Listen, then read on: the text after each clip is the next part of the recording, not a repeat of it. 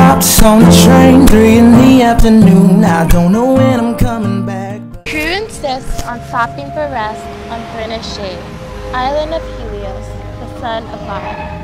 Odysseus had been warned by Circe and Tiresias of the danger of harming the sun god's prized cattle. He forbids his men from disturbing the herd. However, the crew is short of supplies, and when Odysseus goes inland to pray, they slaughter the cattle.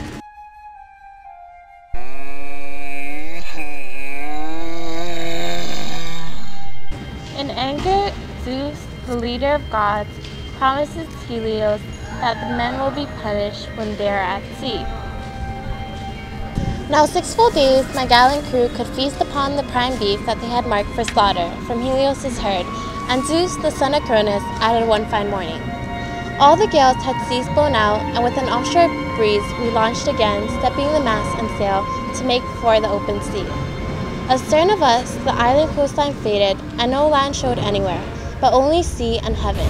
When Zeus Cronion piled a thunderhead above the ship, while gloom spread on the ocean, we held our course but briefly.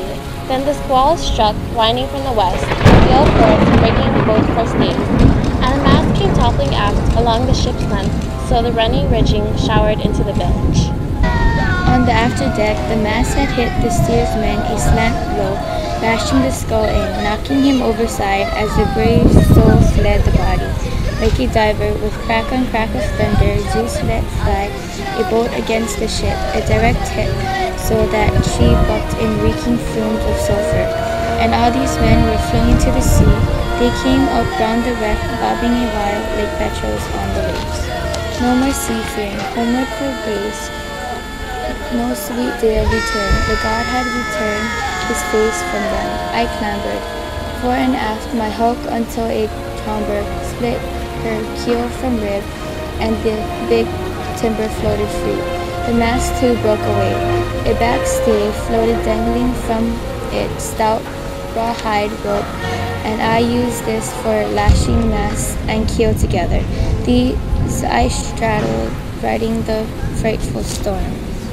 Nor had I yet seen the worst of it, for now the west winds dropped, and the southeast gale came on, one more twist of the knife, taking me north again, straight for Charybdis.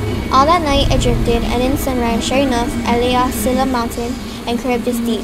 There, as the whirlpool drank the tide, a billow tossed me, and I sprang for the great fig tree.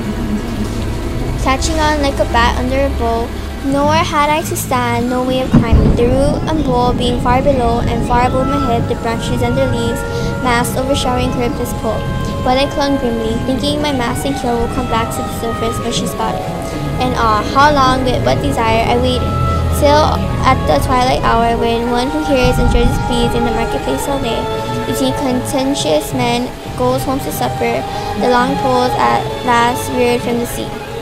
Now I let go of my hands and feet, plunging straight into the foam beside the timbers, pulled astride and rolled hard with my hands to pass side on. Never could I have passed her, had not the Father of gods and men this time kept me from her eyes. Once in a straight 9 days I drifted into the open sea. Before I made shore, buoyed up by the gods upon Ogygia Isle, the dangerous Calypso lives and sings there in her beauty, and she received me and loved me.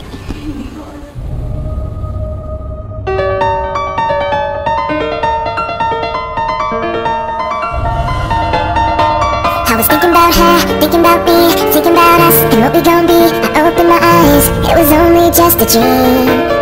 So I traveled back down that road. When she comes back, no one knows. I realize it was only just a dream.